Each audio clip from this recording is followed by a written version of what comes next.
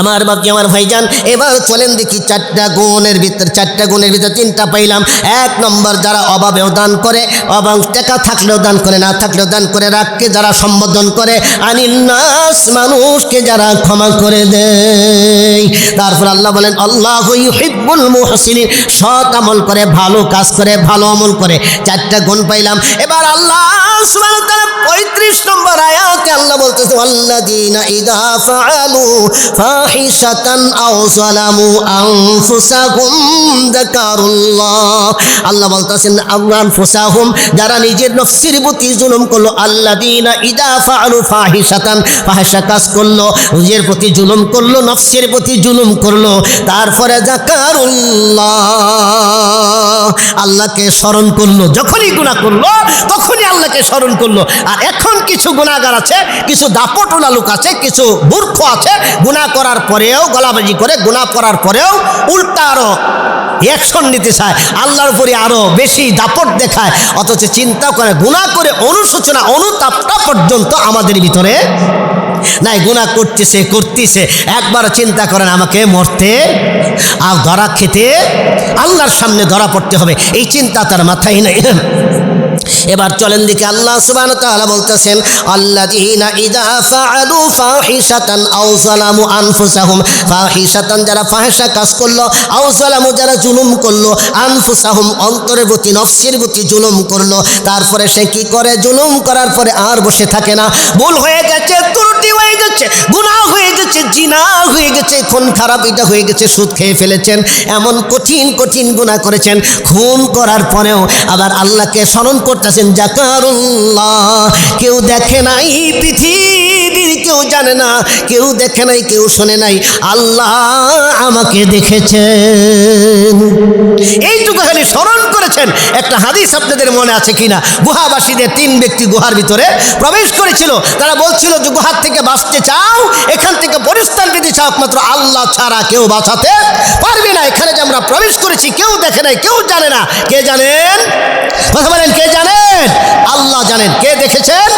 আল্লাহ দেখেছেন। ওই একটা লোক বলছে আমি একটা ভালো আমল করেছি আল্লাহর কাছে, এই ভালো কাজটা আল্লাহর কাছে তুলে ধরবো। সেই ভালো কাজটা কি? এই যে দেখেন, এই আয়াতের সাথে মিলে যাবে। ভালো কাজটা কি? মানে ইসরায়েলের ঘটনা, হাদিস বুখারীতে আছে। এবার ওই ছেলেটা বলছে আল্লাহ, আমি একজন যুবক মানুষ, আমার একজন চাচাতো বোন ছিল, তার সাথে আমার মনের খায়েশ মেটানোর জন্য অনেক দিনের আশা ছিল, আমি সুযোগ পাই না। একদিন সুযোগ পাইলাম। কিভাবে সুযোগ পাইলাম? আমার চাচাতো বোন আমার কাছে আসছে কিছু টাকা ধার নেওয়ার জন্য। ওই সুযোগে প্রস্তাব দিলাম, প্রস্তাবে সে রাজি হয়ে গেল। আর রাজি হওয়ার সাথে সাথে নির্জনে একাত্রে 2 জনে যে এবার কাম স্টার্ট করার জন্য রেডি হয়ে গেলাম। সম্পূর্ণ প্রস্তুতি নিয়েছি, কাম স্টার্ট হয়ে যাবে। খারাপ কাজ করবো মানে জিনা করবে। নারীটা, মেয়েটা শুয়ে পড়েছে, হাদিস আসছি জানুর উপরে, ওড়ার উপর, উরুত্তর উপরে বসে গেছে। এমন একটা সময়, এমন একটা মুহূর্তের ভিতরে কোনো যুবক ওইখান থেকে পিছপাও হতে পারবে না। এবার যখনই মেয়েটা দেখছে আমার সর্বনাশ করে হয়ে যাবে, যদি মেয়েটা আমার কাপড়, ছেলেটা আমার কাপড় খুলে, তাহলেই সর্বনাশ হয়ে যাবে। এবার ওই মহিলাটা চিৎকার মানে বলছে যুবক, আল্লাহকে ভয় কর যুবক, আল্লাহকেই ভয় কর, আমি আমার সর্বনাশ করিস না রে, আল্লাহকে ভয় কর। 2টা কথা বলেছে, আল্লাহকে ভয় কর, আমার সর্বনাশ করিস না। সঙ্গে সঙ্গে ওখান থেকে যুবকটা উঠে গেছে, আল্লাহকে ভয় করেছে। ওই কথাটাই যুবকটা বলছে, আল্লাহ গো তুমি তো জানো কারো ভয়ে কারো দেখবে সেই ভয় করি নাই, কেউ শুনবে সেই ভয় করি নাই। মেয়েটা যখন আল্লাহ তোমার ভয় দেখিয়েছিল, তোমাকে ভয় করেছি, তুমি তো অন্তর্যামী, তুমি সব জানো, তোমার ভয়েই আমি ওই খারাপ কাজটা, জিনাটা করি নাই, ওখান থেকে উঠে এসেছিলাম। এইটা যদি তোমার জন্য করে থাকে, এইটা যদি ভালো কাজ হয়ে থাকে, তোমার পছন্দ হয়ে থাকে, তাহলে এইটা কবুল করে আমাদের গুহার পাথরটা সরিয়ে দাও। আল্লাহ বলে যারে বান্দা 3 ভাগের 1 ভাগ সরিয়ে দিলাম। বলে সুবহানাল্লাহ। আবার বাপজি আমার ভাইজান একেবারে কাছে চলে আসছি। আবার আল্লাহ পাক সেই জন্য বলতেছিলাম আনিন্নাস, তারপরে গুনাহ যাকারুল্লাহ, যখনই ফাহিশা কাজ করলেন, জুলুম করলেন, অত্যাচার হয়ে গেল, যে নফসের প্রতি জুলুম হইল, সঙ্গে সঙ্গে স্মরণ করলেন আল্লাহকে, যাকারুল্লাহ, আল্লাহকে স্মরণ করলেন।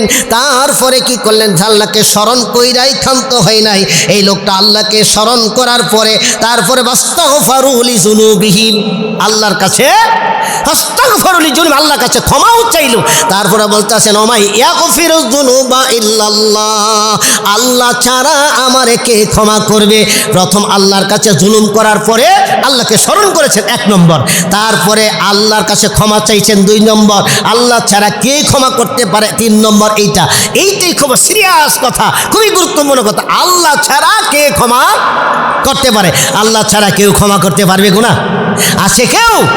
একটা হাদিস আসছে, হাদিস সহিহ হাদিস, আবু হুরায়রা সম্ভবত হাদিসটা রওয়ায়াত হয়েছে। এবার সাহাবী বলছেন আল্লাহর নবী বলেছেন একটা লোক গুনাহ করলো, গুনাহ করার পরে অনুশোচনা অনুতাপ নিয়ে আল্লাহর কাছে ক্ষমা চায়। যখনই ক্ষমার হাত বাড়ায় দেয়, তওবা করে ইস্তিগফার পড়ে, তখন আল্লাহ আসমানের ফেরেশতাদেরকে জিজ্ঞাসা করে, ও আসমানের ফেরেশতারা, তোমরা কি জানো আমার বান্দা যে আমার কাছে ক্ষমা চায়, সে কি জানে তার একজন রব আছে, তাকে ক্ষমাও করতে পারে, শাস্তিও যারে ক্ষমা করতে পারে, শাস্তিও দিতে পারে? হ্যাঁ জানে, সেই জন্য ক্ষমা চায়। আল্লাহ বলে যা, আমি আমার বান্দার জিন্দেগির সব গুনাহ ক্ষমা করে দিলাম। জি, সব গুনাহ ক্ষমা করে দিলাম। এবার কিছুদিন যাইতে 1 বছর পার হয়েছে, হঠাৎ করে আবার ভুলে গেছে, আবার গুনাহ করে বসছে, আবার জিনা করে বসছে, আবার আল্লাহ তোরে ক্ষমা চায়। এইভাবে যখন ক্ষমা চলে, আবার আল্লাহ বলে বান্দা কি জানে তার একজন রব আছে, তারে ক্ষমাও করতে পারে, শাস্তিও দিতে পারে। এবার বান্দার ওই গুনাহ এইটা জানে বিদায় ক্ষমা চেয়েছে, আবার আল্লাহ তারে ক্ষমা করে দেন। এবার কিছুদিন গেল, আরো 2 বছর হয়তো বা গেল, তারপরে আবার ওই গুনাহটা করে বসছেন। হাদিসটাকে এইভাবে আসছে, বড় একজন আলেম আছে, জিজ্ঞেস করবেন, এইভাবে আসছে, আবার গুনাহ করে আবার যখন ক্ষমা চায়, আল্লাহ পাক বলে বান্দা কি জানে তার একজন রব আছে, ক্ষমাও করতে পারে, শাস্তিও দিতে পারে, যা জানে বিদায় তো ক্ষমা চেয়েছে, যা আমি তোরে ক্ষমা করে দিলাম। চিৎকার মেরে বলে সুবহানাল্লাহ। আবার বান্দা চতুর্থবার আবার এই একই গুনাহ করে বসে, আবার ক্ষমা চায়। এইভাবে আল্লাহ বারবার বান্দাকে ক্ষমা করে দেয়। এই জন্য বলতেছিলাম আল্লাহ যাকারুল্লাহ, আল্লাহকে স্মরণ করে ফাস্তাগফিরু লিযুনুবিহিম, আল্লাহর কাছে ক্ষমা চায়। ওমাই ইয়াগফিরুয যুনুবা ইল্লাল্লাহ, সে জানে আল্লাহ ছাড়া কেউ ক্ষমা করতে পারে না। শেষের কথাটা খুবই গুরুত্বপূর্ণ, ওমাই ওয়ালা ইসিররু ওয়ালাম ইসিররু মা ফাআলু আলা মা ফাআলু ওয়া হুম ইয়ালামুন। গুনাহ যে করলো, ওই গুনার কাজটা পুনরায় আর করে না। তওবা করার পরে 3 বার করে 4 বার করে আল্লাহ যে ক্ষমা করলো, এই পুনরাবৃত্তি করার এই গুনাহটা বারবার করে না। এই 4টা গুণ এখানে পেলেন। আর প্রথম আয়াতে 4টা গুণ, এই 8টা গুণ, 8টা বৈশিষ্ট্য যাদের থাকবে তাদেরকে আল্লাহ কি দিবেন? তারপরের আয়াত আল্লাহ বলতেছেন উলাইকা লাহুম জাযাউহুম মাগফিরাতুম মির রাব্বিহিম ওয়া জান্নাতু আরদুহাস ওয়া জান্নাতিন তাজরি মিন তাহতিহাল আনহারু খালিদিনা ফিহা। আল্লাহ বলতেছেন যারা এই গুণগুলি যাদের ভিতরে থাকবে, প্রথম আয়াত আল্লাহ বলছে আয় আসো আমার ক্ষমার দিকে আসো, আমার জান্নাতের দিকে ধরে আসো, আমি মুমিন, আমি তোমাকে জান্নাত দিব। শুধু ওই জান্নাতটা কার জন্য বানাইছি জানো কি? ও ইদ্দাতুল লিল মুত্তাকিন, মুত্তাকিদের জন্য বানাইছি। এবার আল্লাহ পাক এই আয়াতে এবার 4টা 8টা দিলেন, ঘোষণা 8টা পরামর্শ দিলেন, 8টা শর্ত দিলেন। এই 8টা শর্ত মানার পরে যারা মেনে যাবে তাদের জন্য আল্লাহ বলতে উলাইকা লাহুম মাগফিরাতুম মির রাব্বিহিম, আমি তারা মাফ করে দিলাম, তাদেরকে ক্ষমা করে দিলাম। তাদের জন্য এমন একটা জান্নাত আমি রব্বুল আলামিন দিব, যে জান্নাতের পদতলে নহর প্রবাহিত হবে। শুধু তাই কি, খালিদিনা ফিহা, অনন্তকাল সেখানে তারা বসবাস করবে, অনন্তকাল সেটা তাদের বসবাস। আরো বহু জায়গাতে আছে, আরেক জায়গায় যে আপনারা শোনাই, সূরা বাকারা, সূরা আর রহমান খুলে দেখেন, সূরা ওয়াকিয়া খুলে দেখেন, সাফফাত খুলে দেখেন, সূরা সাদ খুলে দেখেন, নাবা খুলে দেখেন, বহু জায়গা শুধু জান্নাতের বর্ণনা। এত নিয়ামত আল্লাহ পাক জান্নাতের দিয়েছেন। আমার বাপজি, আমার ভাইজান, জান্নাতের ভিতরে অনেকগুলি নহর আছে, তার মধ্যে প্রসিদ্ধ নহর 4টা আছে। একটা দুধের নহর আছে, মধুর নহর আছে, পানির নহর আছে, শরাবের নহর আছে। খুবই চমৎকার লাগে আমার এই কথাটা। শরাবের নহরের কথা যখন মনে হয়, ছোট ছোট বালকেরা শরাব পরিবেশন পরিবেশন করবে। আল্লাহ বলছে পাত্রটা জগ মগ যেটা থাকবে, হাতুড়ি ওলা জগ থাকবে, এই মগটা পরিপূর্ণ করে ভর্তি করে নেবে। যতটুকু আপনি পছন্দ করেন আপনার পছন্দ অনুযায়ী চির কিশোররা পরিবেশন করবে। এরা কোনোদিন বৃদ্ধ হবে না, এরা আর কোনোদিন ছোট হবে না, ছোট ছোট বালকেরা। আল্লাহর নবী বলেছেন আপনি যদি তাদেরকে দেখেন, আল্লাহ নবীকে বলেছেন আল্লাহ পাক আপনি যদি বালকদেরকে দেখেন আপনি মনে করবেন সরানো ছিটানো মুক্তাগুলি, সরানো ছিটানো মুক্তার মতো, মানে এত সুশী বাচ্চা, ভদ্র এবং এত সুন্দর শিষ্টাচারিতা শ্রেষ্টাচারিতা তাদের ভিতরে থাকবে। আপনি অবাক হয়ে যাবেন ওদেরকে দেখলে। এরা এসে বলবে স্যার কি লাগবে, আঙ্গুর খাবেন, বেদনা খাবেন, শরাব খাবেননি? শরাব, শরাব চিনেননি? শরাব মানে মদ, শরাব মানে মদ পান করাবেন। আমার বাপকে আমার ভাইজান, বাংলাদেশের মদগুলি বিলাতি মদ বলেন, আমেরিকার থেকে আসছে, বাংলাদেশের বাংলা মদ খেত মাতলামি করে, করে কিনা মাতলামি করে। ওই মদ খাওয়ার পরে শরাব পান করার পরে মাতলামি হবে না, মাথা ঘোরাবে না, বমি বমি ভাব হবে না, কোরআন বলছে আল্লাহ পাকের। শুধু তাই নয়, রক্তের ভিতরে শিরায় পীড়া হবে না, শরীরটার চাঙ্গা হবে, খালি ইচ্ছা ইচ্ছা করিবে।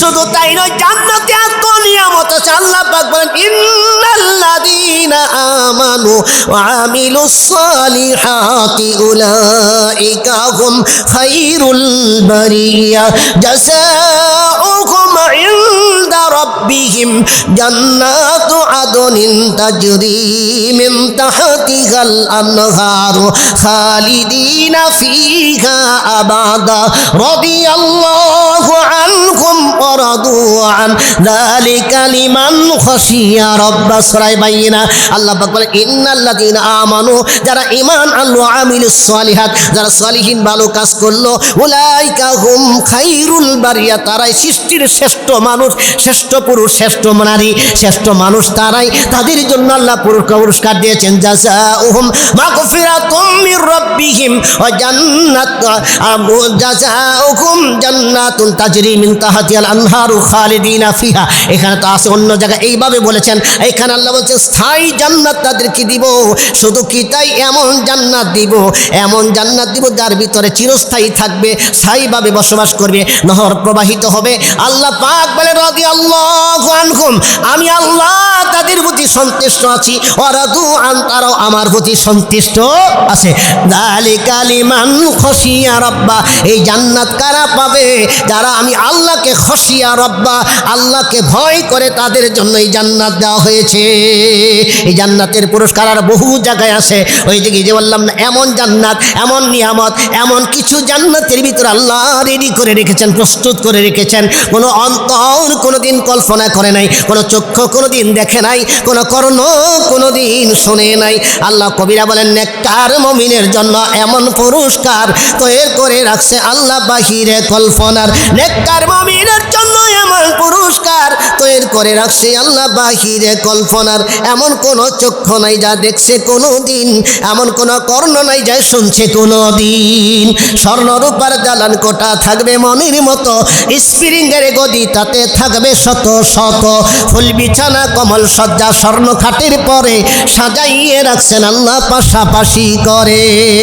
হাজারো রকম হবে নাস্তার সামনা, আরো দুধ মধু কত শরবত করবে পান, ফল বিক ডাল চুকাবে ফলদানের তরে, পরম সুখে খাবে তখন তৃপ্তি সহকারে।